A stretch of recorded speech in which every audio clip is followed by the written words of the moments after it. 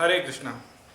So today I'm going to share some of my observations, my own experiences with His Holiness Bhakti Charu Swami Maharaj. So unfortunately we lost his association a few days ago on the day of Guru Purnima, which is actually very auspicious. It's also the same day on which Sanatana Goswami had disappeared in Vrindavan. It's also the day on which Vyasadeva appeared, and also it's the brightest full moon of the whole year, and because of that it has so many astronomical it has a lot of astronomical significance, because it's the brightest full moon. The moon has lots of influences on the mind. Moon is the demigod in charge of the mind. So therefore, because the brightest full moon, it has actually a very powerful influence on the mind. So it's considered very, very auspicious, Guru Purnima. So on that auspicious occasion, Guru Maharaj left his body recently, and we lost his association, and the world lost a great gem. There's so much to say about Maharaj, and obviously Vaishnava's glories cannot be fully understood, comprehended. You can speak unlimitedly about his glories, and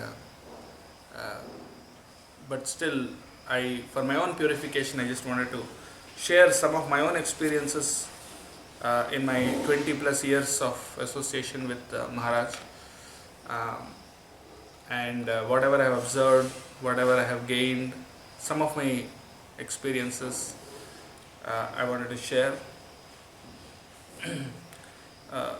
for the benefit of myself as well as the devotees who are hearing.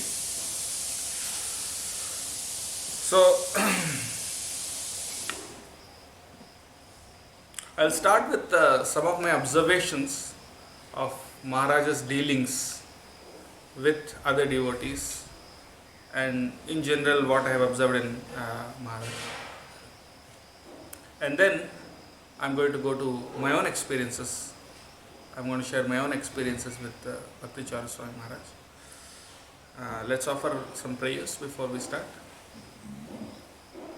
Om Ajnanatimirandhasya Jnananjanashalakaya Chakshurunmilitam Yena Tasmai Shri Gurave Namaha. Shri Chaitanya Manobhishtham Sthapitam Yena Bhutale Swayam Rupah Kada Mahyam Dadati Swapadantikam. Vandeham Shri Guru Shri Yutapadakamalam Shri Gurun Vaishnavamscha Shri Rupam Sagrajatam Sahagana Raghunathanvitam Tam Sajivam Sadvaitam Savadhutam Parijana Sahitam Krishna Chaitanya Devam Shri Radha Krishna Padan Sahagana Lalita Shri Vishakhanvitamscha. Nama Om Vishnu Padaya Krishna Presthaya Bhutale Srimate Bhakti Vedanta Swamin Iti Namine. Namaste Saraswate Deve Gauravani Pracharine Nirvishesha Sunyavadi Paschatya Deshatarine. He Krishna Karuna Sindho Dina Bandho Jagatpate Gopesha Gopika Kanta Radha Kanta Namostute Tapta Kanchana Gaurangi Radhe Vrindavaneshwari Vrishabhanusute Devi Pranamami Haripriye Vancha Kalpatarubhyascha Kripa Sindhubhya Evacha Patitanam Pavanebhyo Vaishnavebhyo Namo Namaha.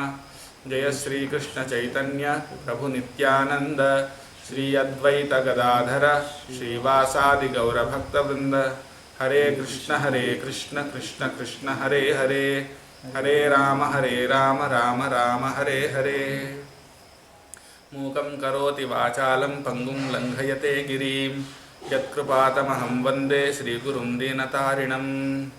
Nama Om Vishnu Padaya Krishna Presthaya Bhutale Shrimate Bhakti Charu Swamin Iti Namine. Snigdhachetah Supranita Vagminam Charasa Plutam Prabhupada Pranam Naumi Bhakti Charu Padam. Hare Krishna.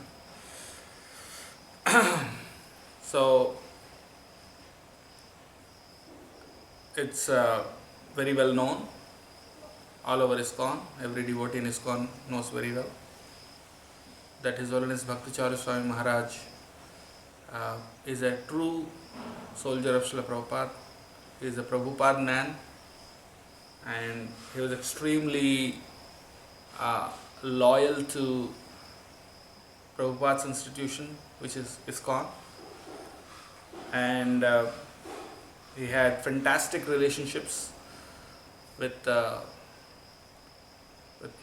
almost all ISKCON leaders, and also he was very well known for many things, especially for his sweet bhajans and kirtans, and also very deeply philosophical classes, lectures, and for many other things.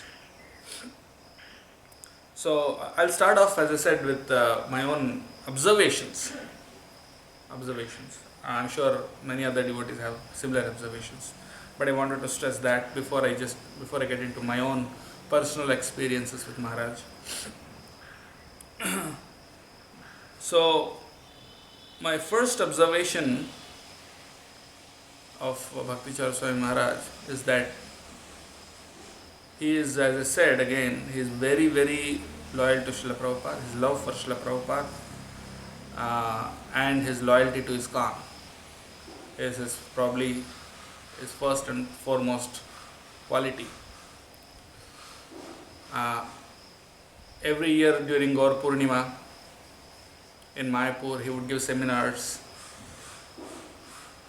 on topics like Srila Prabhupada's unique position in ISKCON, Srila Prabhupada's unique contribution, and I remember that he gave seminar on this history of Vaishnava heritage many times actually. The history of Vaishnava heritage, that was one of his favorite topics, and in that he would give the history of Vaishnavism, especially Gaudiya Vaishnavism, and in that it was a several day. Once he gave a 9-day seminar for 9 days and 9 sessions. So in that he actually for the first 4 or 5 days he actually spoke on the previous acharyas, and then he came to Bhakti Siddhanta Saraswati Thakur. First of all Bhakti Vinod Thakur, Bhakti Siddhanta, and then Srila Prabhupada, and then he would emphasize on the unique contribution of Srila Prabhupada and what is special about his institution of ISKCON. So in that way he would always emphasize and conclude saying that never leave ISKCON, follow Srila Prabhupada, just stay on the boat. That one of his favorite examples was if you are traveling in an ocean in a ship, then you would the only thing you need to do is to stay on the boat. Even if the boat may appear to be tottering, or maybe you may be afraid that it may sink, but still stay on the boat. If you will jump into the water, then it's like suicide. So stay on the boat and you will definitely reach your destination, which is Goloka Vrindavan. Similarly, he gave many other examples. Another famous example is like the mango. If it has to be ripe, what does it have to do? Just stay connected to the tree. Today the mango may not be ripe. It's like very sour, unripe. But if it stays connected to the tree, one day it's going to be ripe. So similarly, our bhakti may not be so ripe, but if you just stay connected to the tree of ISKCON or the parampara, then one day we're going to become pure. And we're going to become pure devotees. So that's my primary observation. He would always emphasize, as I was saying,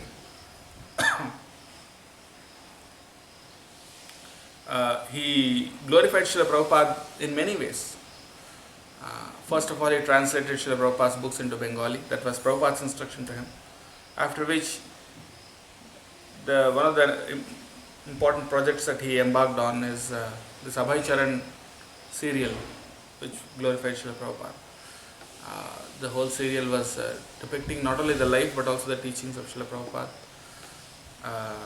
So that was the entire thing was just to glorify Srila Prabhupada.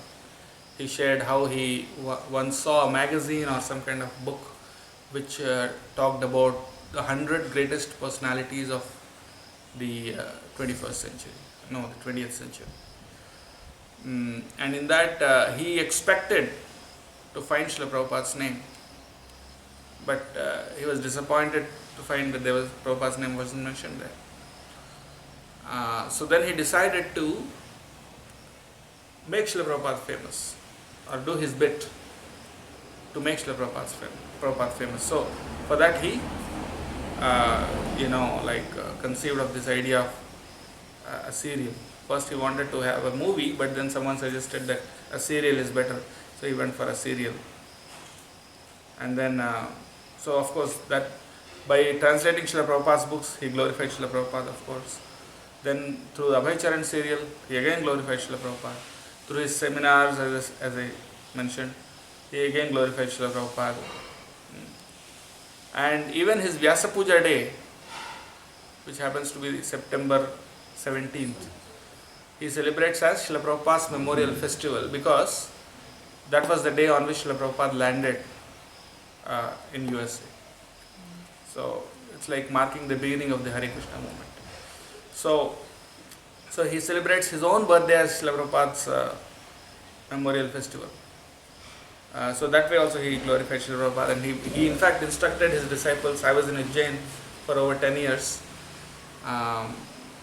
So at that time he instructed his disciples that on his Vyasa Puja day he should write 2 Vyasa Puja offerings, one for Srila Prabhupada and one for him. And he even made us recite our Vyasa Puja offerings to Srila Prabhupada.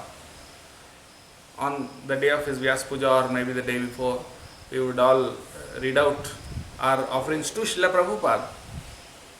And of course, at the time of his Vyasa Puja, we would also read our offerings to Maharaja. So that's how he glorified Srila Prabhupada. And also in many instances, like this GBC had published this paper on the unique position of Srila Prabhupada, and that was authored by Ravindra Swarup Prabhu. It's like GBC approved. In fact, GBC it's actually recommended by the GBC that everyone should read it. And that book was actually printed. The entire printing and distribution was sponsored by Maharaj. And even for the GBC college, which trains the leaders of ISKCON, there is a very nice, beautiful book. I have got it which contains the quotes of Srila Prabhupada on leadership. That was also printed and sponsored by Maharaj. Once he shared how he it was a time when ISKCON was undergoing great crisis and turmoil due to the fall down of several gurus.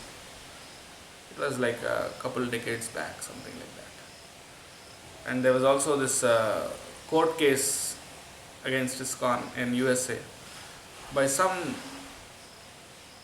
ex-Gurukuli children who were abused. So this was a very big thing, and the court had decided, the court in the US had decided that ISKCON had to pay a big fine of several $1 million, and that was like huge amount. And to raise that amount, you had to probably sell several of the temples and properties of ISKCON in USA, which did not happen, by the way. And for that case, several devotees contributed from all over the world. Maharaj also contributed, but it was an ongoing case, so again and again that contribution was required. So at one point of time, Maharaj was shooting Abhay Charan serial, and he barely had funds even for shooting that serial. But at that time, this devotee who was in charge of this case, who was like supposed to raise funds for the court case, he approached Maharaj asking for financial help.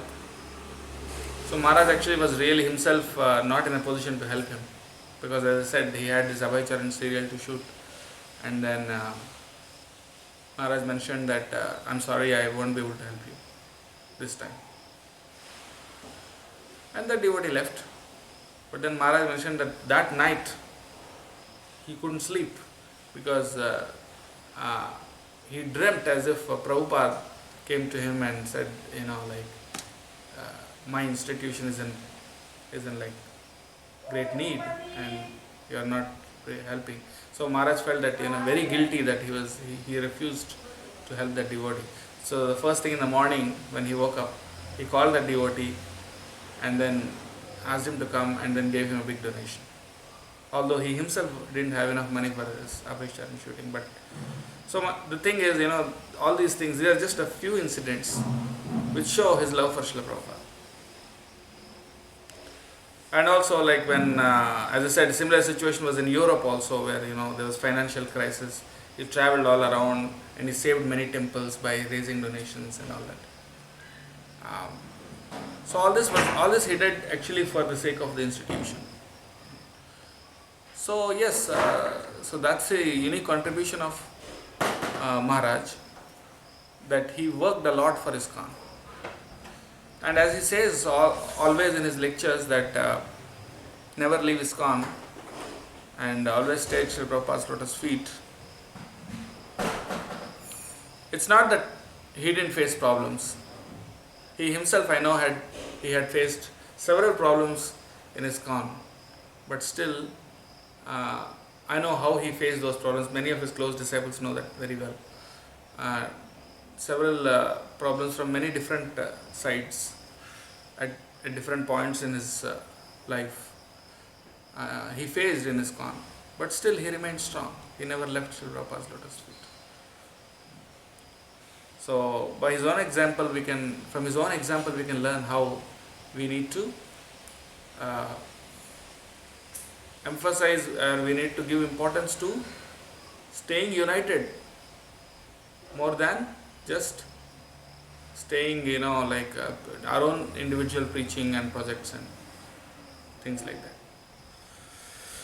So, and then I could see, and also his love for his god brothers. As I said, he had fantastic relationships. Once His Holiness Jayapataka Swami Maharaj, he had, as we all know, he had this stroke. It happened in Mumbai, in Juhu temple. I was also there with Bhakti Charu Swami Maharaj. I was serving as his secretary at that time.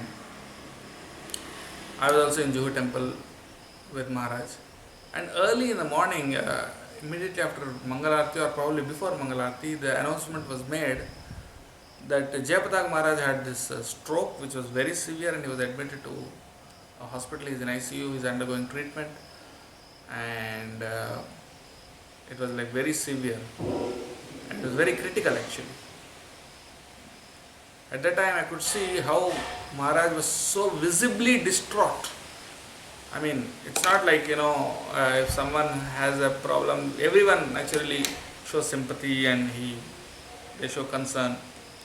But it's not just that. Maharaj was really depressed and he was, you could see, he was really feeling very bad about this. It's not like he was just being formally, respectful and concerned. No, but from his heart, he was really, really distraught.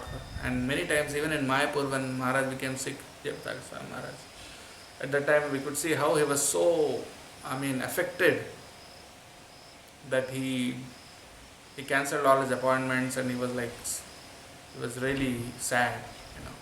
So it's a genuine love that he has got for his godbrothers. So,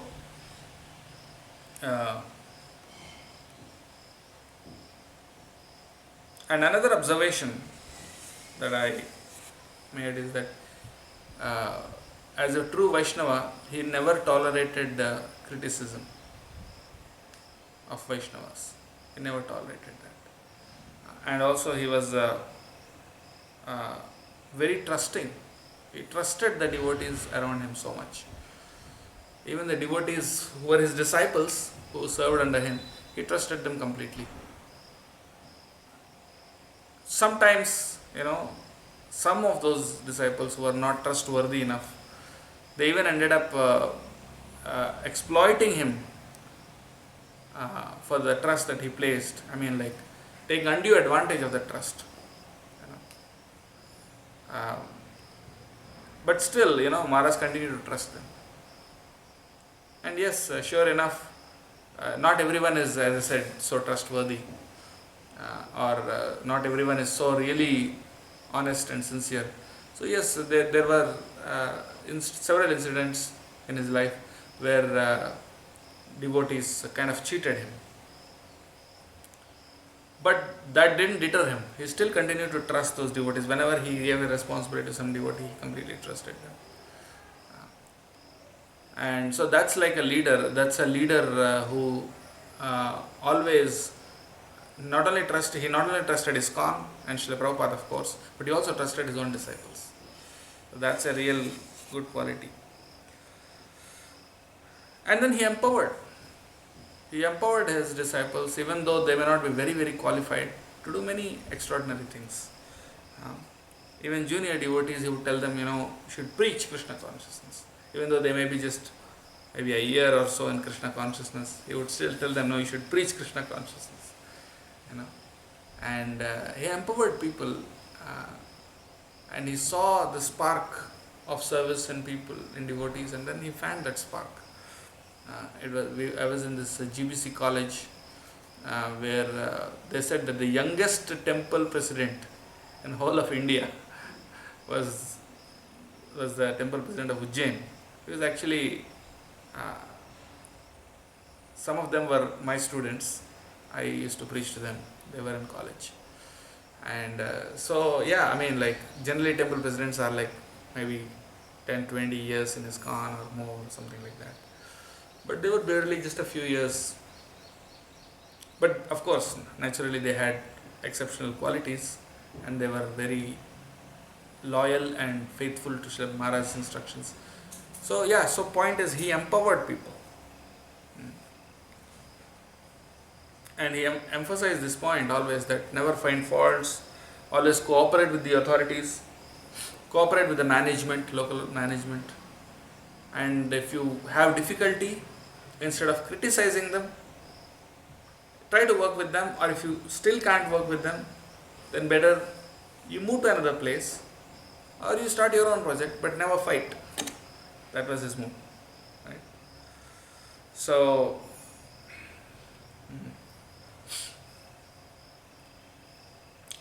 once I remember that I traveled with Maharaj again to Bangladesh.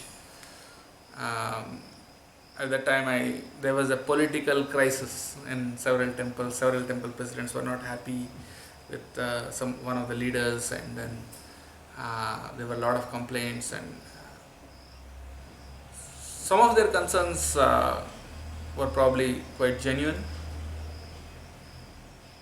But he was always very emphatic that never find faults with your leaders. Right? Try to work as much as possible with those leaders, and if you find it difficult, then probably you can find some other service to do.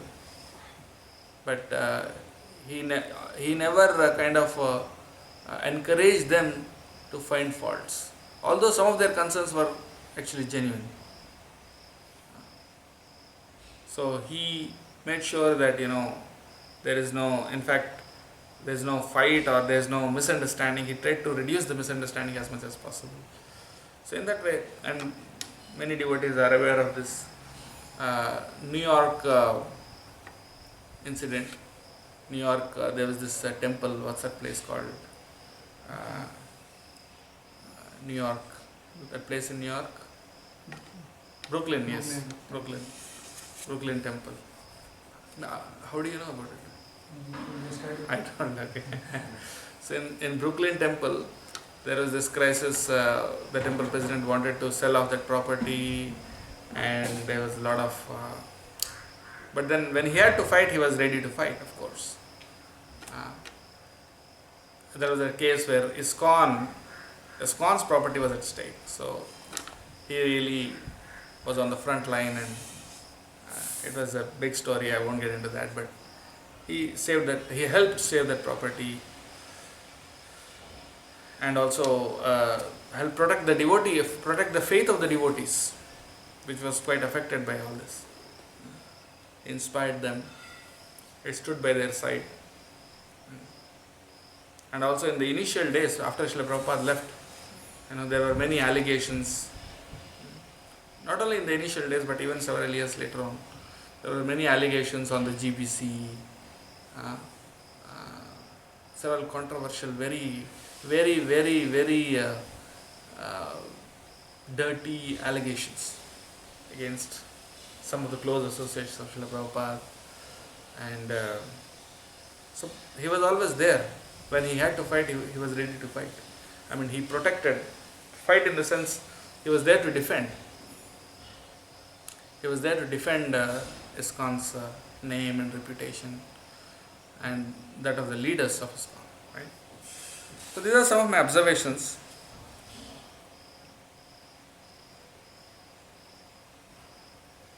And another observation is that he had great faith in the holy name. He made sure that in Ujjain there is always kirtan as long as the deities were open. The deity darshan was open, there should be kirtan done by a devotee, not some tape recorder or some kind of thing playing. As long as the deity darshan is open, someone should be sitting and doing kirtan. So, and that standard was followed. I think it is still followed, I hope. But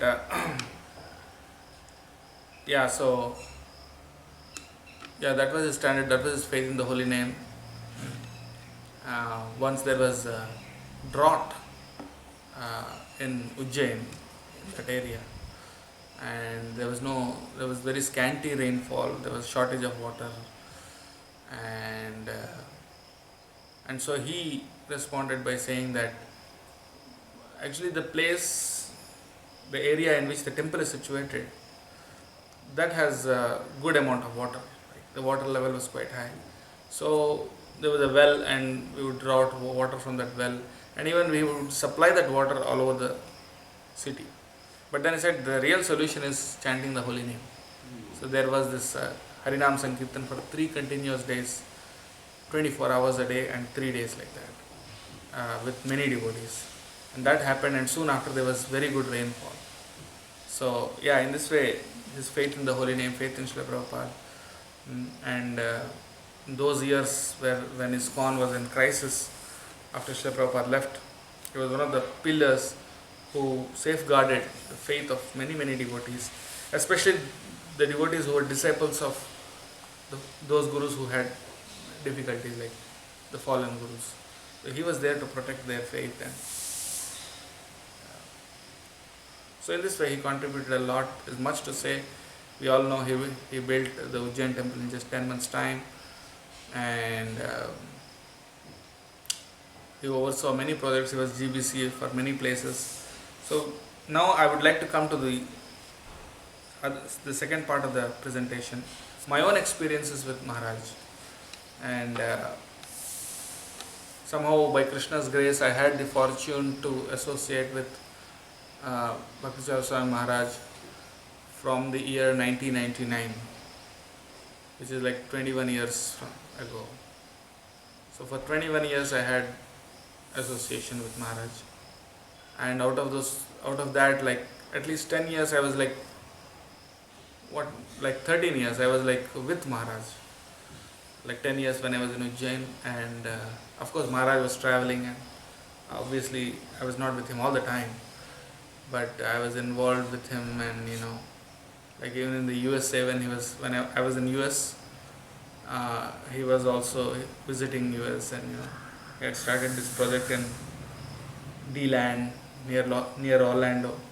I visited there, spent time with him, and even in India and many places besides Ujjain, of course. So let me share my experiences. My first darshan with Maharaj was in 1999. Um, I hadn't joined the temple yet, but I was chanting 16 rounds. And Maharaj actually came to Hyderabad, and then he gave some Bhagavatam classes. So I remember the first Bhagavatam class that he gave, and I remember all the points also. Not all the points, but many of the points that he mentioned in that class, which actually inspired me. And he mentioned how there's a fight, there's a war going on between Kali and Lord Chaitanya Mahaprabhu. Kali and Lord Chaitanya Mahaprabhu.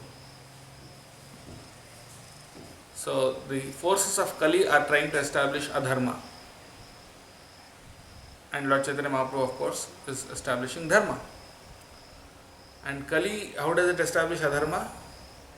By breaking the four legs of dharma and by promoting the four sinful activities, that is meat eating, intoxication, gambling and illicit sex.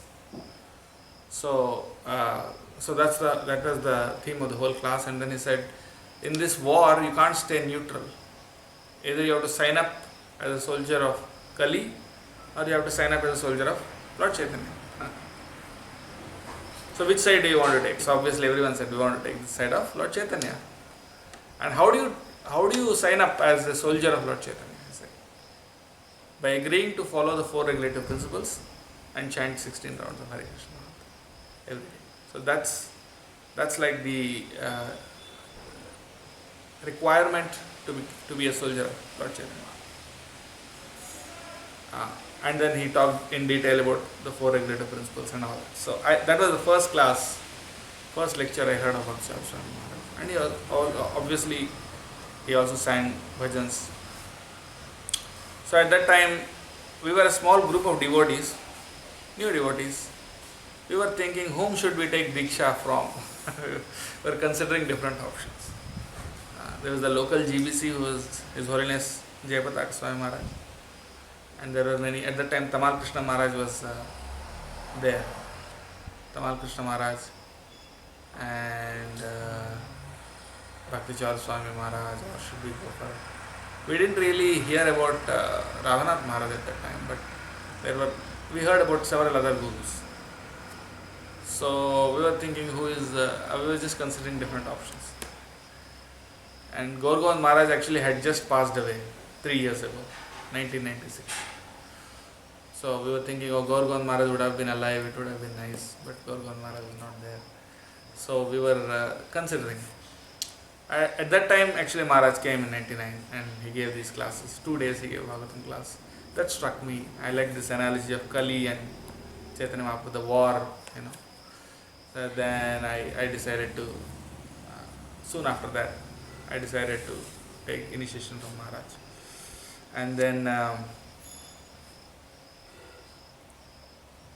so when Maharaj came to Hyderabad at that time, there was some political disturbance going on amongst the devotees there. And then we went to Maharaj and asked what are we supposed to do. He said, don't take any sides, don't get involved into any politics, just engage in your bhakti. So that was a very important instruction for us. And then, so then in 2001, I wrote to him again, asking for initiation, and then explaining to him how I joined ISKCON and full time and all that.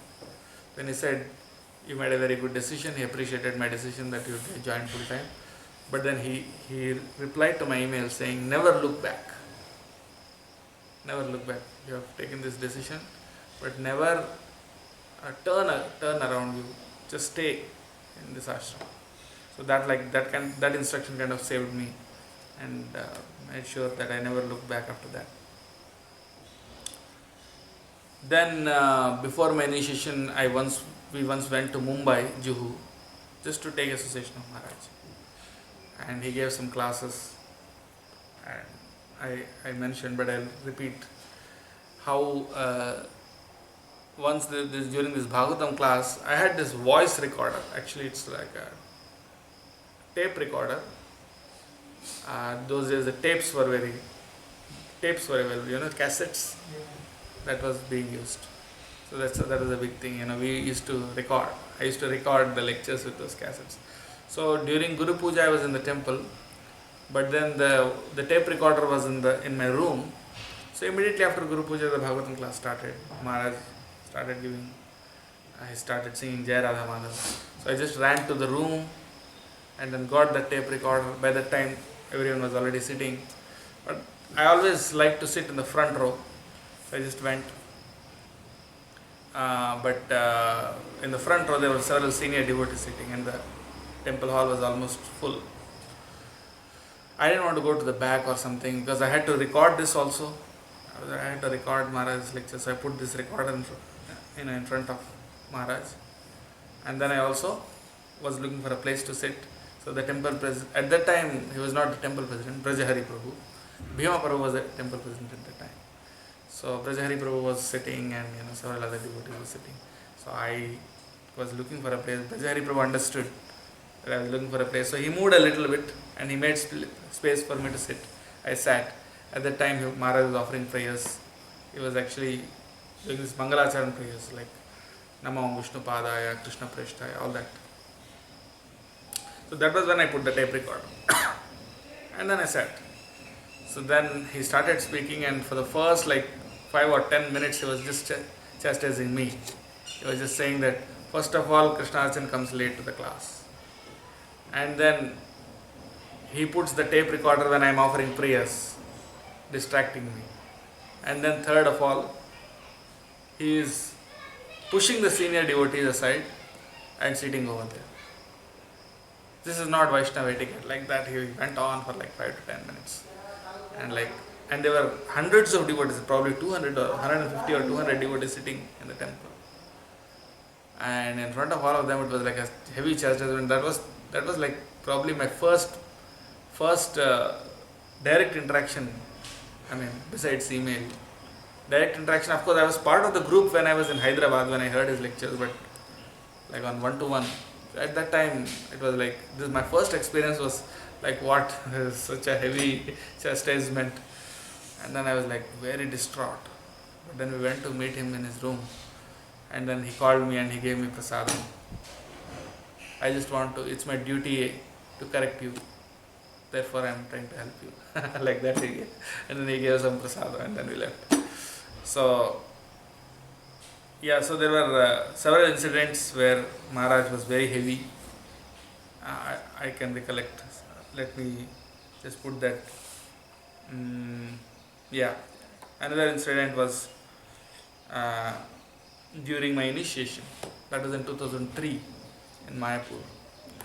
So when I went to Mayapur, everyone had to, all the aspirants, they had to get their beads, chanting beads, and give it to Maharaj's secretary, who would give it to Maharaj. Maharaj would chant on that and then give it at the time of initiation. So everyone selected their own beads and they got it from the market and gave it to the secretary. So I was, very enthusiastic. So I went to the shop and I looked for one of the biggest beads. So there was this chanting mala which had this big beads, beads like this, and it and it was since I had 108, it was a very long mala, and there was this big bag, bead bag in which I had to put it. So I took that mala and I gave it to the secretary. And then of course we were 3 or 4 devotees from Hyderabad who we came for initiation. We were staying in Mayapur somewhere, and then we went for, we went to Prabhupada Samadhi doing different things. Someone came running to me and said, Guru Maharaj is very upset with you. He said he won't give you initiation. I said, what happened? I don't know, you just go and ask his secretary. So I went there, and then secretary said, Maharaj is very upset with you. I said, why? He said, this big mala. And then I thought, oh, my initiation is cancelled, what will happen? And then the next day was initiation, and then that evening Maharaj called me and said, there was a meeting of all the prospective candidate initiates. So the day before initiation and the evening, so I was also there, and then he said, big beads indicates that you are in the mode of passion. So you know, like passion is not conducive for Krishna consciousness. So therefore, go change it. So then I gave it back, and I got a very small, a very small set of beads, and then I gave it. Of course, I got my initiation. So that was like a memory. And again, another incident. There were many incidents when he chastised, but I'm just recollecting some of them. I also mentioned this the other day, that when I joined the Ujjain temple, that was in 2005, before the opening of the temple. We were in a rented place, community hall. So at that time, well, this was not at that time, this was later on. It was after the construction of the new temple. After the temple opening, at that time there were these beautiful garlands that were made for the deities.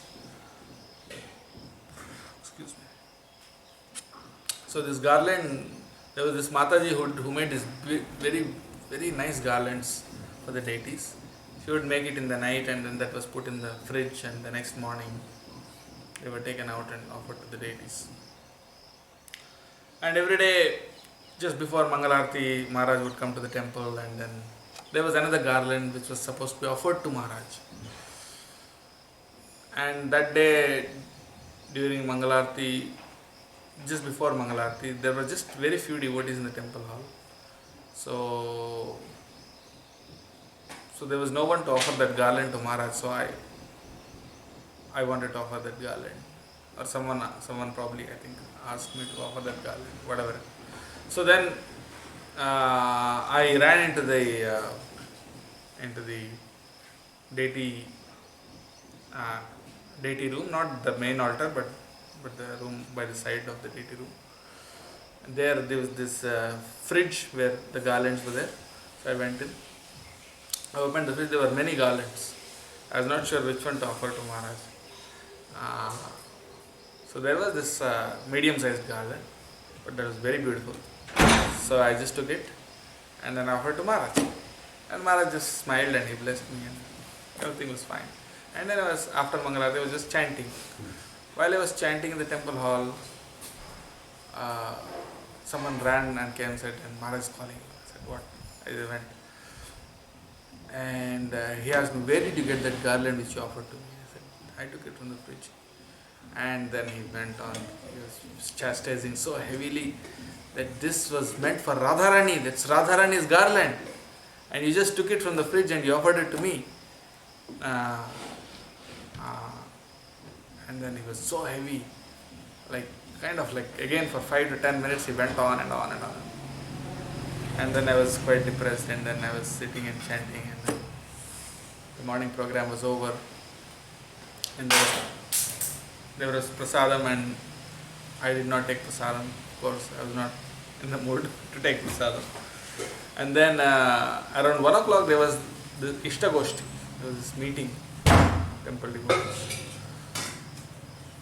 And at that time, during this meeting, everyone was there, all the devotees were there. Maharaj said, Krishna Archan, with great devotion, his spiritual master, he offered Radharani's garland to me. At that time I was smiling, and everyone also, they were laughing, And then Maharaj called me forward, and then he said, I chastised you very heavily. Did you feel bad? I said, no, Maharaj, I am very grateful to you. I am very happy that you chastised me. But then he said, by your face it doesn't look like that. And then again everyone laughed. And then he took his own garland and then he put it on me. And then And then he blessed me kind of. So it was like that. So I remember that whenever Maharaj would chastise, soon after that he would show a lot of mercy also. And he would also um, empower and train us and empower us to do different services. So he blessed, like one of the things, two main services I had was, one is to be Maharaj's secretary. Whenever Maharaj was in Ujjain, he used to engage me in different activities. He trained me how to type out his letters, how to reply to the emails that he got, and how to compose the letters and all that. So I was doing that, and besides that, whenever he had to write some articles, or he was giving a seminar and he wanted me to make some notes and all that, he would ask me to do. So I would print out those notes, I would type it out and print it out and all that. So secretarial work I would do. And then besides that, most of my time actually went in preaching in the universities and colleges in Bhopal, Indore, several colleges and universities from the beginning days. And so he empowered me to do that, and by his grace and Krishna's grace, several devotees, there were several people who became devotees, several students became devotees, and about 10 or 12 of them joined full time. Some of them are leaders now. So I got the good fortune to serve by his empowerment, and he asked me to write articles for this magazine. Avantika magazine was there. I wrote some articles for that, and then once he gave this seminar on Uddhava Gita. Several times he gave seminar on Uddhava Gita. First time he gave, asked me to type out the notes, the summary, and then print it out and make it into a booklet kind of form. So in this way, several. Then when I was doing that, he corrected me how I was supposed to do it, and the mistakes, spelling mistakes. And then I had this habit of writing a lot. Whenever I would write or type, I would do it. I would write very long emails and long stuff. So he said, you should be very concise. Avoid all those words which you don't really need. Just keep it in as few words as possible. Right? Like when I say, actually you know very well that I have been doing this service. Instead of saying all that, you can just come to the point and say that I am doing this service. Like that. So he trained me how to write letters. He trained even me how to massage. I would massage Maharaj. Maharaj takes a particular type of massage.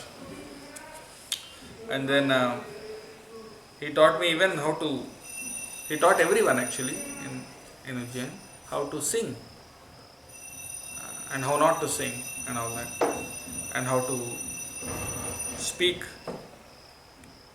And he would look at me and say, why is your dress not pressed? Say, it looks crumpled. You should wear very nice iron clothes and present yourself nicely. So in that way, he trained us in many ways. Then once when I was, in every day when Maharaj would give class, Bhagavatam class in the morning, and sometimes he would give evening class also. The evening class was generally in Hindi and morning class was in English. So I would attend the class, and as every time without fail I would sit right in front of Maharaj, right in front of him. I like to sit right in front of the speaker and hear him with attention. Otherwise, if you sit at the back, then your mind tends to get a little distracted by the devotee sitting around. So I just sit right in the front and I would make notes. I had 4 pens, blue, red, green and black. So there was this code, like blue was for normal notes, red for important points, green for examples and stories, and black for Shastri quotations and some some new different points which I found interesting. So I was using these 4 pens and making notes, and then he looked at me and said, "You have 4 pens? You have so many pens?" I said, "Yes, Maharaj, because I codify them like this, you know." And then he was very happy actually. He smiled and said, "I have a pen with 4 colors, like single pen with all 4 color ink. So I'll give it to you." So he was quite pleased. And in every lecture I would ask questions at the end. Almost every lecture I invariably had at least one question, if not more, 2 or 3. So then he would like, he was very pleased with that, and he would show his pleasure and approval by smiling and answering those questions whenever I would ask them.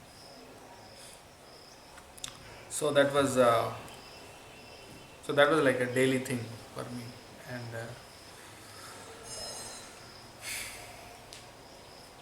once I asked Maharaj, like, how do you preach so nicely, and why people get attracted to your preaching so nicely? And then Maharaj, he said, "But you also preach very nicely." I said, "No, Maharaj." He said, "No, you are also a very good preacher." You are also such a good preacher. And that way he encouraged me. So I remember that also. Once he asked me, because I was his secretary, and I was supposed to edit his lectures, edit his letters and all that. So he asked me, "Do you have a laptop?" I said, "No." I think I had one and it got spoiled, something like that happened, and at that point of time I didn't have a laptop. So then he said, "I'll give you mine." So he gave his very, very expensive MacBook, and he got a new one, of course, someone donated later on. But then he gave his own laptop to me, and although I didn't ask for it, I said, "Maharaj, you will need it." He said, "No, it's okay, take it." So I just took that. So during Ujjain temple opening, that was a very memorable experience also. Actually, it was soon after GBC meetings, or probably before GBC meetings. So several of the international GBCs were all present for that meeting, and so they all came for this Ujjain temple opening. At that time, actually the temple just got finished. Even the dome was not fully completed, and so the devotees, the visiting sannyasis, gurus, GBCs, and all the leaders, they were accommodated in various different hotels in Ujjain. And it was really hard work. For like one complete week we were so busy, especially the 3 days, those 3 days when those GBCs were there. Like, we didn't have even a single hour of sleep. It's not exaggeration. Like 24 hours we were serving. And so many different sannyasis were there, and we had the opportunity to serve them, deliver prasadam to their room, bring them from the hotel room to the temple, and arrange for all the meetings, so many different services. At that time I had the fortune to serve several sannyasis. I remember Jayadvaita Maharaj, he asked me to wash his clothes, and I washed those clothes. But one of the kurtas, it got torn while I was washing, and I was so afraid what will happen. And then of course I ironed it and gave it back, and I said, "Maharaj, I'm really sorry, this kurta got torn." He said, "Absolutely, don't worry, because I know they are like very old, and I expected that they'll be torn, and I wanted to tell you also that they'll be torn." And he showed other kurtas also which were torn, like it was so simple. So like, I remember those memories. So that was a very memorable time. Radhanath Maharaj also once visited. Radhanath Maharaj at that time he visited, and he was constantly, he told, I remember what Radhanath Maharaj said at the time of the temple opening, Ujjain temple opening. He came at that time, and he also came before the temple opening. When we were in community hall at that time, he came. He gave a lecture. I remember the points he said. He said, "It's my humble request at the lotus feet of every one of you. Please fully cooperate with Maharaj and serve, follow his instructions, like that he was saying. And during the temple opening, he was fanning Nityananda Prabhu with Chamat for a long time. I remember that. So he would glorify Maharaj, and Maharaj of course would also glorify him. When Maharaj would travel, he would go to Chowpatty. They would both glorify each other very nicely. They had very nice, sweet relationship. So I was able to see all that personally, those dealings. Even Radhanath Maharaj sent some of his disciples, especially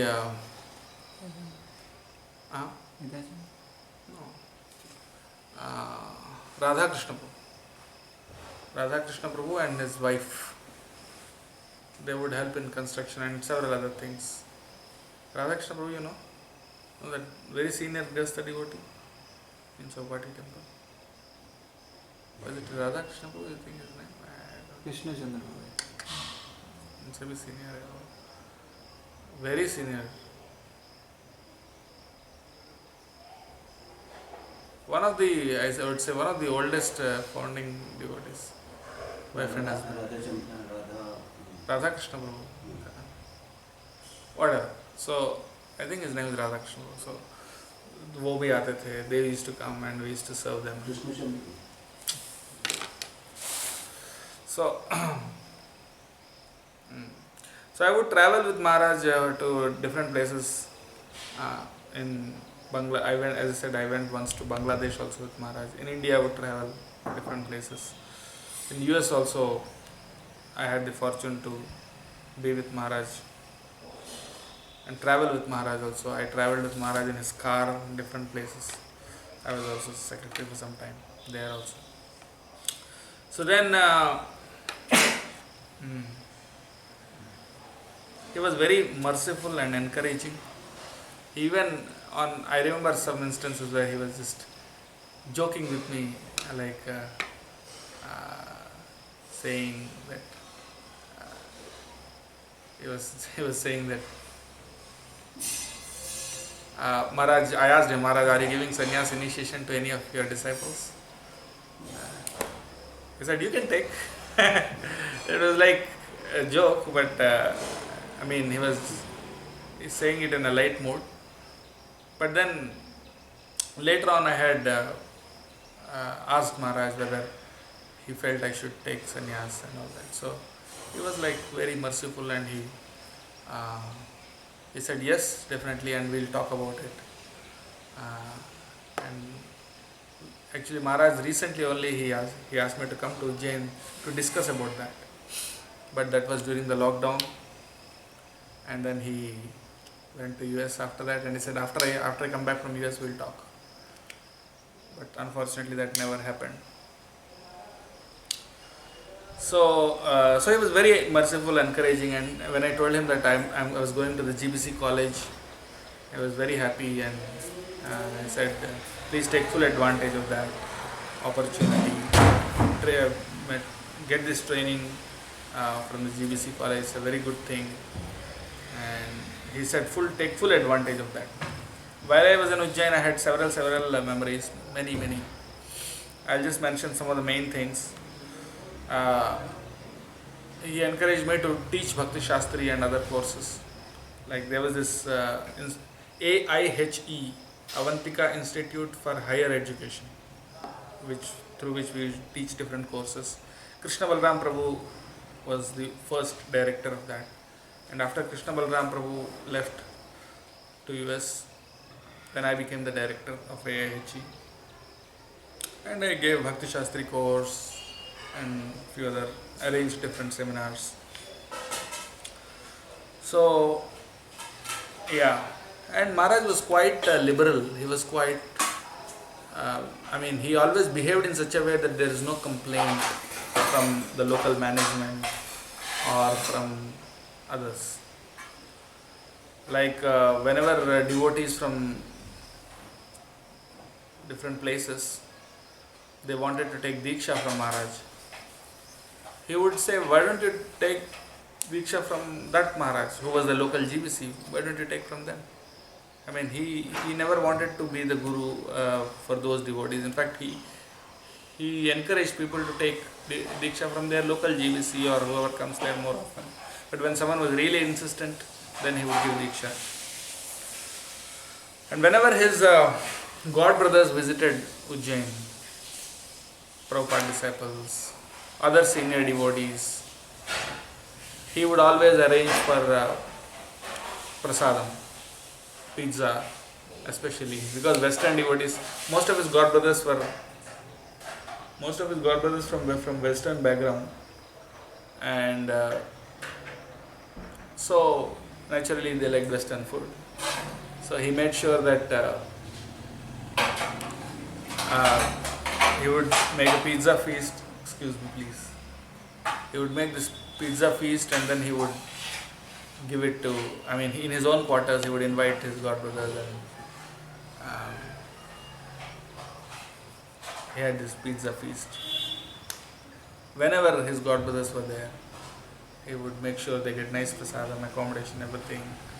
And not only his god brothers, but any devotees who visited Ujjain, he made sure that they were well taken care of.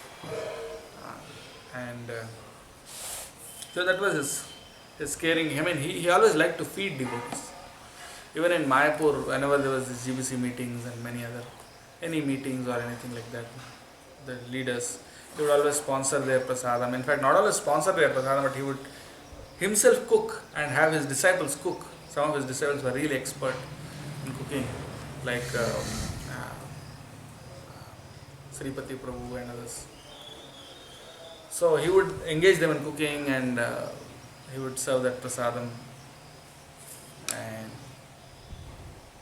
in Ujjain temple, of course, he had several of his projects he wanted to establish there, which included the Govinda's restaurant. The Govinda's restaurant, now unfortunately due to some legal issues, it had to be closed down now. But when it was running, it was really world class prasadam.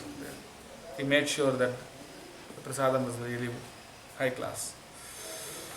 And he always emphasized standards. And whenever anyone asked for second initiation, he would say, "Did you do Bhakti Shastri?" Because you are supposed to do Bhakti Shastri before you get second initiation, Brahman Diksha. There were very few exceptions, some cases where he gave without that, but generally he emphasized those standards. And whenever there was a festival or something, he would personally oversee the cooking, the menu, and he would even come down and to the prasadam hall, make sure the devotees are taking prasadam nicely. He would greet them, come to the prasadam hall, meet everyone. And whatever was his was meant for everyone actually. His own personal quarters in Mayapur, he always gives it, he lets his god brothers, or for any meetings or anything like that, he would let everyone use it like that.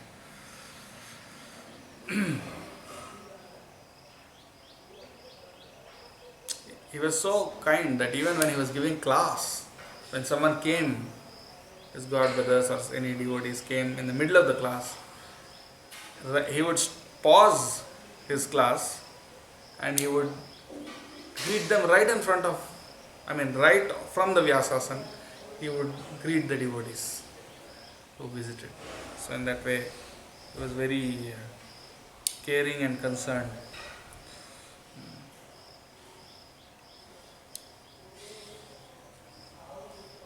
Yes, he was so, regarding his care and concern, he went to many temples, many leaders with whom he had good relationship. He would sponsor different things, like he would sponsor the altars, or he would sponsor the Guru Parampara deities as a gift, and then he would sponsor different things.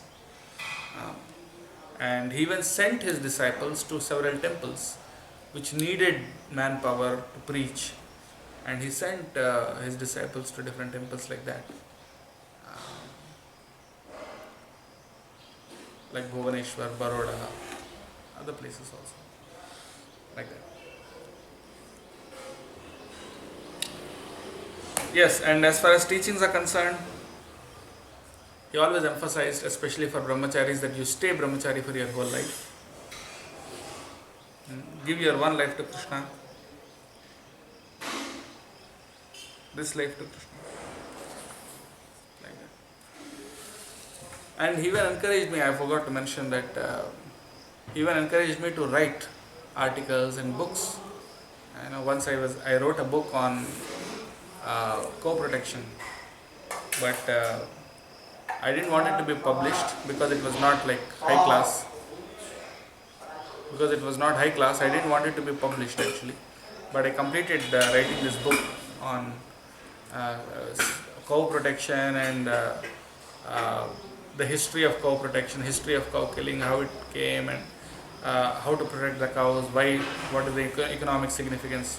It was a very detailed, like 200-page kind of book. And then he asked me to write more books actually, so which I haven't been able to do till now, but I hope I'll be able to do more of it. Then, yeah, one beautiful memory that I've got. My father, I requested him to visit Mayapur. He was not very supportive of me joining ISKCON. He never wanted me to join ISKCON, but then he kind of accepted it eventually.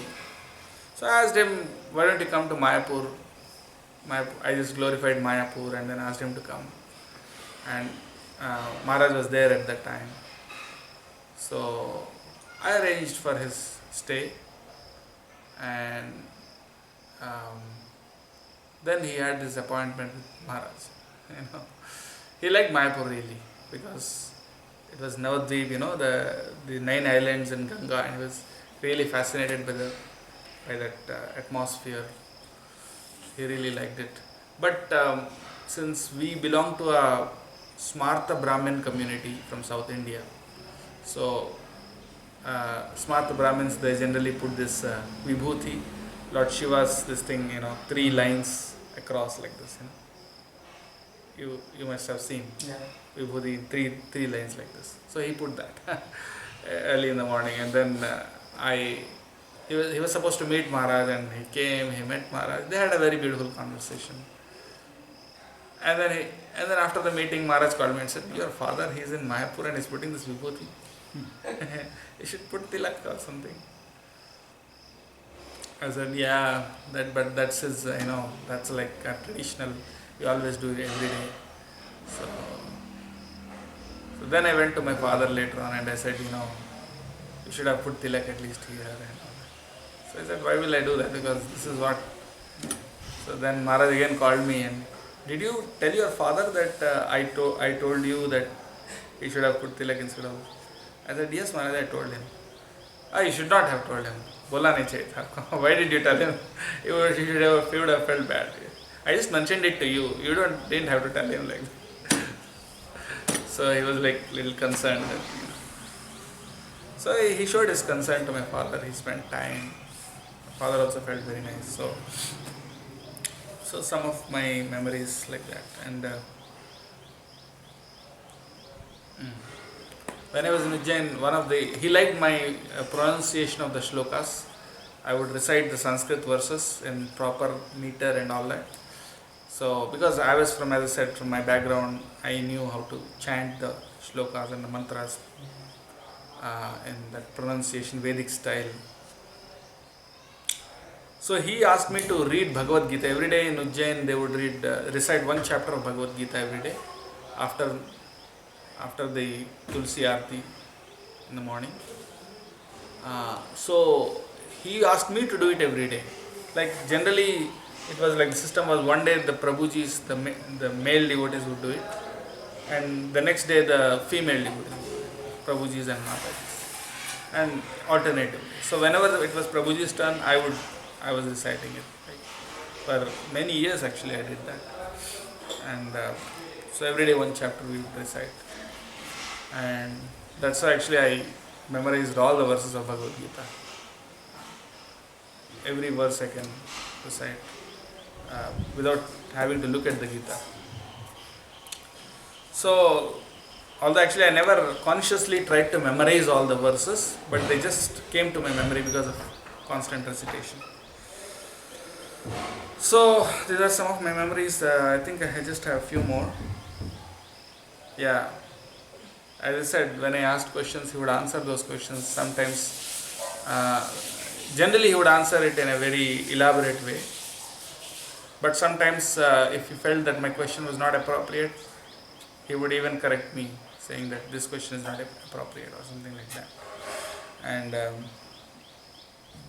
yeah, during my, as I said, 20 plus years of association with Maharaj, I wrote several emails. I would regularly write to Maharaj, wherever I was, whether I was in India or US or wherever it was. I would regularly write to Maharaj, and I would keep reporting whatever I was doing. I would ask him for guidance and suggestions. Almost every time he would reply. Almost every time. Once if he missed something, then he would, if I resent that email, then he would reply. Sometimes if by chance he missed. But otherwise generally he would reply to every email. So I have hundreds of emails, maybe hundreds, I don't know exactly how many, but a lot of them, emails that I wrote over the decades, over 2 decades. I have those emails, and those emails were with detailed answers and everything. I felt very grateful and happy that he spent the time necessary. When I was serving as the temple president of Varanasi, at that time when we needed some Lakshmi also, we arranged for a program for Maharaj. There were some pastimes there also. We arranged for a program, several programs with Maharaj. There was one program in a big hall we rented out, and several devotees came. They heard his lecture. There were, I think, how many devotees were there in that hall? जो hall हमने rent किया था, 200, more than 200 plus devotees, not new people, came and heard, and it was nice, fantastic prasadam and everything was there. And I was supposed to go back. Maharaj was supposed to go back, and I was about to go with him, and he said, "No, you stay here. Your presence is necessary. You just stay here. I'll go with someone else." And so I introduced several devotees to him, and they got very attracted to Maharaj, aspiring to take Diksha from him. And one day he was supposed to have darshan of that, कौन सा है वो temple, Panchganga घाट में जो भगवान का मंदिर है, where Lord Chaitanya used to dance in front of that deity, Gopal deity, Krishna's deity. Veni Madhav, no, something like that. Not Veni Madhav, that is, I think, some Madhav, basically. I forget the name. कौन सा माधव है वो, पंचगंगा घाट में है ना वो temple. It's Bindu Madhav, yes, Bindu Madhav temple. So Maharaj wanted to have darshan of that Bindu Madhav temple, and of course also Lord Shiva, that is Vishwanath temple, the Jyotirling. So first we had darshan of Jyotirling Vishwanath, and from there we were going to go to Bindu Madhav. So actually from Vishwanath temple to Bindu Madhav there are 2 routes. One is the regular road route, and the other is via the Ganga. I mean, not via the Ganga, via the bank of the Ganga. From the Ghat, there is Dashashwamedha Ghat. From Dashashwamedha Ghat you could walk to Panchaganga Ghat, and from there you had to climb several steps to go. We could walk, but Maharaj, it was like a long walk for Maharaj. So Maharaj said, it's really far, you should have told me, you would have gone by boat. It was quite far, and the steps were also a lot. So I realized it was a mistake to make Maharaj walk so much actually, And although young devotees, it's no problem, it's like what, 15, 20 minutes, 20 minutes of walk. And then another 5-10 minutes to climb all this, a lot of stone steps, a lot of them. But that was also very hard for Maharaj actually.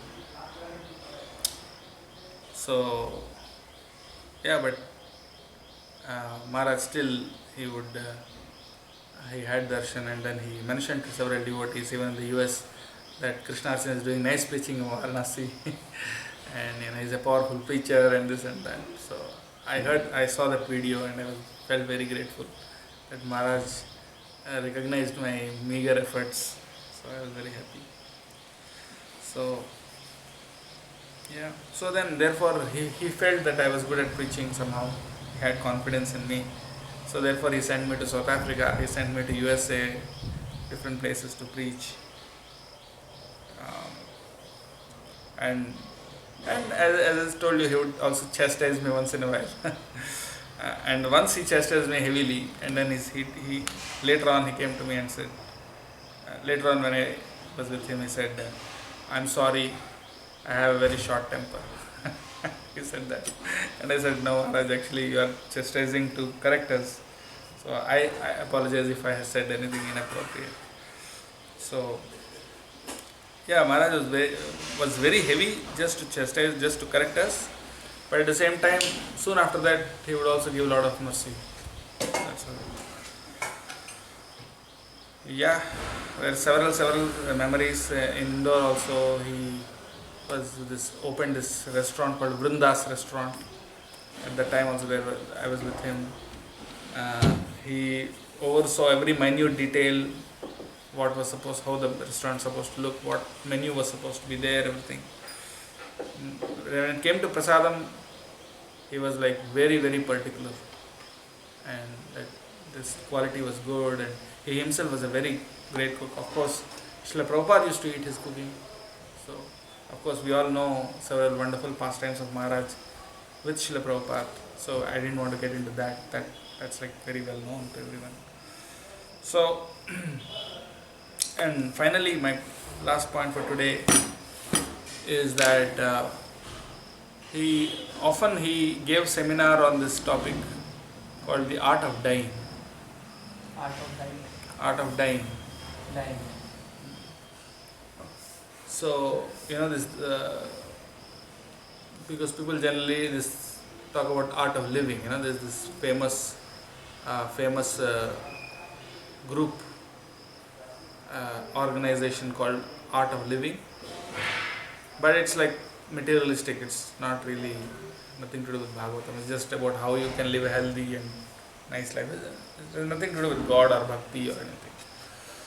So he said we should talk about art of dying. Bhagavatam talks about art of dying. Parikshit Maharaj died in 7 days, supposed to die in 7 days, but in those 7 days he taught how to die by constantly hearing Bhagavatam. So he gave a seminar on that multiple times actually, and he himself demonstrated also. He went to US only for the sake of preaching. He wanted to be in the forefront of the battlefield, risking his own life. He went there, and then when it was detected that he had coronavirus, he was COVID positive, then he said, I will let devotees decide what. He didn't really want to be put on the ventilator, but he said, I'll let the devotees decide what whether I should be put on the ventilator or not. So he just surrendered to the decision of the devotees.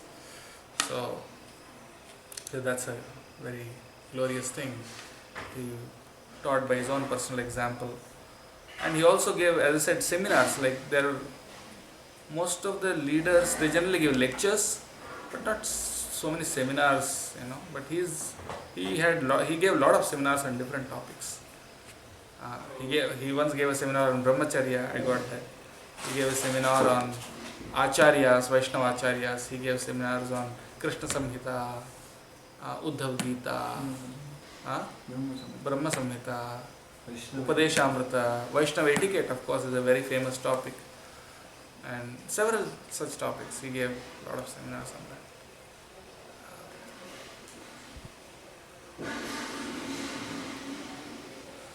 So yeah, I just have regrets that I couldn't serve him enough or properly, and I seek the blessings of all Vaishnavas that I may be able to really apply his instructions sincerely at all times for the remainder of my life. So that's with that prayer, I'll end this class. Thank you all very much. His Holiness Bhakti Charu Swami Maharaj ki, Srila Prabhupada ki, Gaur Premanande. Hare Krishna.